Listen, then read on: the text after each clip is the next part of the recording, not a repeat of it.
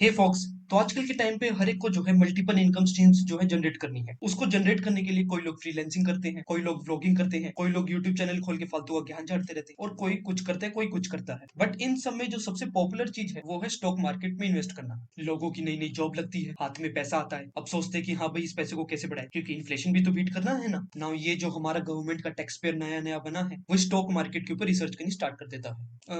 वैसे इस चीज को रिसर्च नहीं बोलते हैं, इसको बोलते हैं फ्रेंड एडवाइस। तो जैसे ही वो स्टॉक मार्केट के दलदल में घुसने स्टार्ट कर देता है तो उसे एक बड़े साहब की बात पता लगती है कि इंडेक्स फंड में लगा दो, S&P 500 में लगा दो, देश की जो सबसे बड़ी 500 कंपनियां हैं उसमें पैसा लगा दो, तो आपकी जो है बल्ले ही बल्ले होगी। नौ बड़े साहब की बात भी सही है, क्योंकि अगर हम पिछले 50 साल का एनुअल रिटर्न देखें तो वो जो है 10% से ज्यादा दिया है S&P 500 ने। नाउ इस टाइप के इंडेक्स फंड में लगाने से फायदा ये होता है कि आपको डाइवर्सिफिकेशन मिल जाती है विदाउट एनी प्रायर नॉलेज। तो ये जो है एक काफी ज्यादा इजी वे हो जाता है to invest in the stock market, जो आपको एक अच्छा रिटर्न भी प्रोवाइड कर रहा है with less risk. Now if you are truly following the stock market trends, तो आपने जो है एक अफवाह सुनी होगी आजकल कि जो इंडेक्स फंड्स है वो वाकई में हमें डाइवर्सिफिकेशन प्रोवाइड करते हैं कि नहीं। Now there is no doubt कि जो इन पैसिवली मैनेज फंड्स का जो क्रेज है वो इन्वेस्टर्स के अंदर बहुत ही ज्यादा बढ़ता ही जा रहा है। नाउ अगर मैं ये मोटा मोटी बात करूं तो सबका परसेप्शन ये है कि जो इंडेक्स इन्वेस्टिंग है वो लेस रिस्की है, और जो ये एक्टिवली मैनेज फंड्स है वो एक्चुअली में मार्केट को बीट कर ही नहीं पाते हैं। Now both views are very very wrong. Index is as risky as the market, and जो ये वेल मैनेज एक्टिव फंड्स होते हैं इन्होंने काफी वाइड मार्जिन के साथ इंडेक्स फंड को बीट किया है in a long run. Index fund क्यों रिस्की है, इस चीज को समझने के लिए सबसे पहले हमें समझना पड़ेगा कि इंडेक्स फंड वर्क कैसे करता है। आजकल जब भी हम मार्केट के ऊपर या नीचे जाने की बातें करते हैं तो उस टाइम पे रफली हम जो है इंडेक्स के परफॉर्मेंस की ही बात कर रही होती। ना मार्केट के अंदर बहुत ही सारे स्टॉक्स हैं, more than 3000,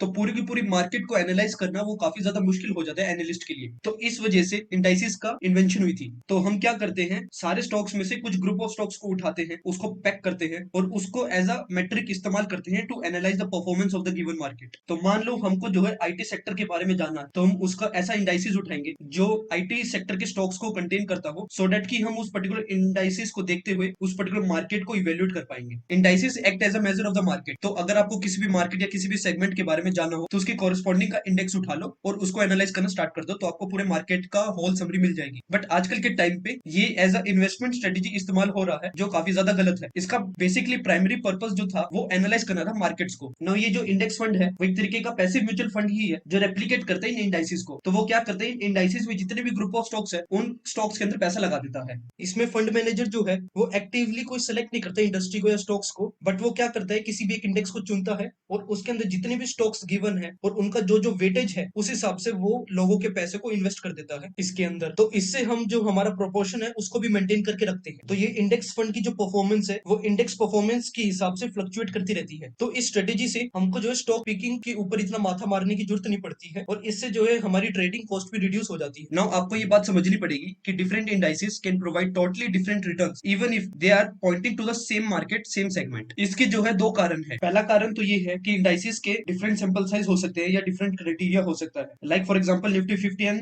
BSc 30, BSc Sensex 30। ना दूसरा कारण ये है कि different indices can flow different methods for that calculating the level of that particular stock. ना कहने का मतलब ये है कि फॉर एग्जांपल अगर हम निफ्टी 50 की बात करते हैं तो हर स्टॉक का जो प्रोपोर्शन होता है वो एक कैलकुलेटेड अमाउंट में होता है। इंडाइसेस जो इन चार वेइंग मेथड्स में से चूज करता है when averaging the price of their stock. ना जैसे हमने निफ्टी 50 का एग्जांपल लिया था, तो इसके अंदर जो प्रोपोर्शन है वो इस हिसाब से डिसाइड होता है कि किसकी मार्केट कैपिटलाइजेशन ज्यादा है। तो मार्केट के अंदर जिनकी टॉप 50 मार्केट कैप होगी उनको जो है हम पिक कर लेंगे, और उसके बाद उनका प्रोपोर्शन भी जो है मार्केट कैप के हिसाब से डिसाइड कर देंगे। और जब हम जो है किसी इंडेक्स फंड में पैसा लगा रहे हैं जो इस निफ्टी 50 को जो है रेप्लिकेट करता है, तो हमारा पैसा भी उस मार्केट कैप के प्रोपोर्शन के हिसाब से टॉप 50 कंपनीज में लग जाएगा। नाउ इसमें प्रॉब्लम ये है कि मान लो आपने जो है टॉप 50 कंपनियां चुनी मार्केट कैप के हिसाब से, और उसी प्रोपोर्शन के हिसाब से आपने जो है उनमें पैसा लगा दिया है। नाउ अब जब सारे के सारे उस पर्टिकुलर इंडेक्स फंड में पैसा लगाते हैं तो वो स्टॉक जिसकी मार्केट कैप सबसे ज्यादा होती है उसके ऊपर सबसे ज्यादा पैसा लगाया जाता है, क्योंकि उसका प्रोपोर्शन सबसे ज्यादा है, जिसकी वजह से उसकी वैल्यू जो है बहुत ज्यादा बढ़ जाती है, leading to more market cap, जिसकी वजह से यहाँ पे जो है एक लूप बन जाता है। अब जो स्टॉक जिसके ऊपर सबसे ज्यादा पैसा लगे जा रहा है उसने उतनी ग्रोथ नहीं दिखाई, तो ये एक डिस्टॉर्शन क्रिएट कर सकता है मार्केट के अंदर। एंड इन इंडेक्स फंड के अंदर कोई भी इतनी ज्यादा ट्रांसपेरेंसी नहीं होती है कि किस तरह से किसी स्टॉक को पिक किया जाता है या उसको एक्सक्लूड किया जाता है इंडेक्स से,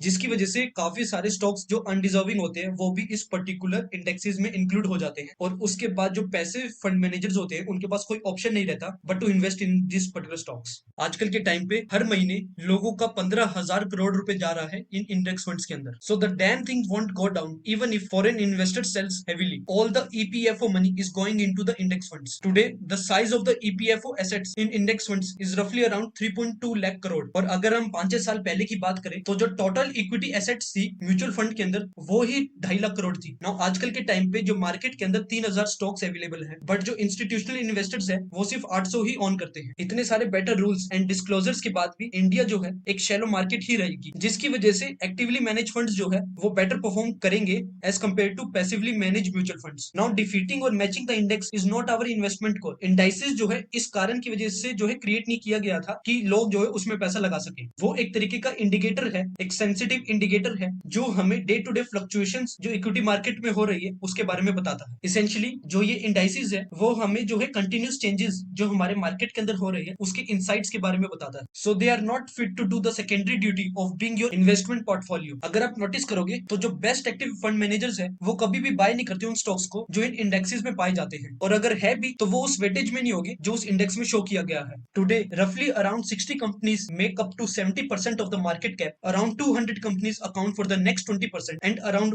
1,800 companies make up the bottom 10%. If you notice in the last 3 years foreign investors जो है वो बहुत ज्यादा सेल कर रहे थे बट फिर भी मार्केट जो है वो डाउन नहीं गई, और जब अगर फॉरेन इन्वेस्टर ने स्टार्ट कर दिया बाइंग तो उस टाइम पे मार्केट को कोई भी रोक नहीं सकता और वो जो है शूट कर जाएगी। And if the stocks which are available in the indexes are unable to absorb the huge buying and selling, it will create distortion. Now investing के लिए हमको अर्निंग्स, क्वालिटी, डिमांड, सप्लाई इन सब का ध्यान रखना पड़ता है, बट अगर डिमांड ही डिस्टॉर्टेड होगी और अगर अदर फैक्टर्स जो है सेम रहेंगे तो वो प्रॉब्लम क्रिएट कर सकता है, because demand supply is an important variable. अगर हम पिछले 10 साल का डाटा देखें तो लार्ज कैप फंड्स ने 13.61% का एवरेज रिटर्न दिया है, लार्ज एंड मिड कैप्स ने 16.6% का दिया है, फ्लेक्सी कैप ने 15.36 का दिया है, मिड कैप ने 19.58 का दिया है, स्मॉल कैप ने 21.57 का दिया है, वैल्यू ओरिएंटेड फंड ने 16.0% का रिटर्न दिया है। अगर हम होल लार्ज कैप को एज अ इंडेक्स मानते हैं तो सारे के सारी कैटेगरीज ने इस लार्ज कैप को बीट किया है इन 10 सालों में। सो द पॉइंट इज, अगर हम लंबे समय की बात करें तो उस टाइम पे एक्टिवली मैनेज फंड्स ने हमेशा पैसिवली मैनेज फंड को बीट ही किया है। आजकल के जो ये नए इंडेक्सेस क्रिएट हो रही है उनका कोई भी सर पैर नहीं होता, quality is completely out of the dimension. So we have all kinds of companies creeping into this indexes. इसकी वजह से जो इंडेक्स बिलीवर्स है उनके लिए खतरा बनता जा रहा है, बट जो नॉन इंडेक्स बिलीवर्स है उनके लिए ये एक अपॉर्चुनिटी है। In a long run the success of this index is based on the financial performance of these included companies. If these companies fail to generate profits, then the index will not experience sustained growth. Favorable market conditions में तो हमको इतना पता नहीं लगेगा, but अगर market जो है डाउन जा रही होगी तो इसके बहुत सारे ड्रॉबैक्स हो सकते हैं, adversely affecting the overall performance of the index. Stock market की गेम में पीपल जो है इन स्टूपिड स्टॉक्स को बाय करते ही रहेंगे, बट इसके कारण की वजह से फंडामेंटल जो है कभी भी चेंज नहीं होंगे। भले ही 1/4 मनी जो है हमारा एक्टिवली मैनेज फंड में ही है, बाकी का सारा पैसिवली मैनेज पर है, बट एक्टिवली मैनेज फंड ही है जो इस प्राइसिंग को सेट करता है। अगर आप एचडीएफसी स्टॉक्स के बारे में देखोगे तो वो 2.5 साल से उसका जो प्राइस है वो इतना ऊपर नहीं गया है, जबकि वो सारे के सारे मेजर इंडेक्सेस में आपको पाया जाएगा। तो कहने का मतलब ये है कि जो ये पैसिव फंड्स है वो इस एक्टिव फंड्स को फॉलो ही कर रहे होते हैं। This shows that there are other factors outside of this indexes that affect how stocks perform. And इसके अलावा जो ईपीएफओ का मनी है वो कंसिस्टेंटली मार्केट में फ्लो करता ही रहेगा रिगार्डलेस ऑफ मार्केट कंडीशंस और अदर फैक्टर्स। इसका कारण यही है कि ईपीएफओ के पास लिमिटेड ऑप्शंस है टू इन्वेस्ट इट्स मनी। जिस दिन ईपीएफओ ने अपना लार्ज चंक ऑफ मनी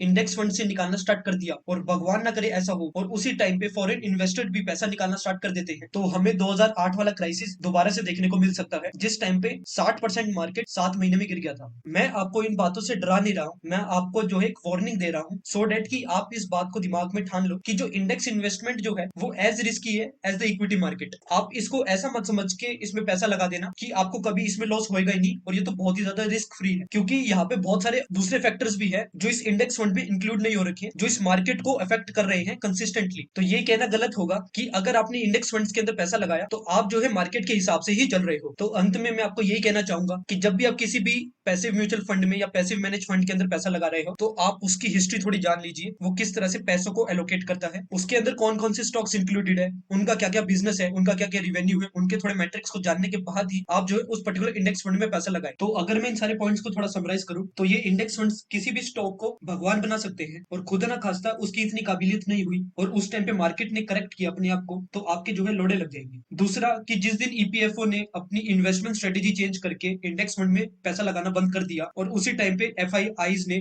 पैसा जो है अपना निकालना स्टार्ट कर दिया, तो उस टाइम पे मार्केट जो है क्रैश कर सकता है। एंड फाइनली जो ये एक्टिवली मैनेज फंड है, यही मार्केट को डायरेक्शन दे रहे हैं, जैसा कि अभी आपने एचडीएफसी बैंक और उसके स्टॉक के बारे में देखा। So that's all for this video. अगर आपको वीडियो पसंद आई है तो आप लाइक शेयर सब्सक्राइब कर सकते हैं, और अगर आपको कोई भी डाउट है तो वो मेरे को कमेंट सेक्शन में पूछ सकते हैं। तो फिर मिलते हैं अगली वीडियो में, तब तक के लिए टाटा।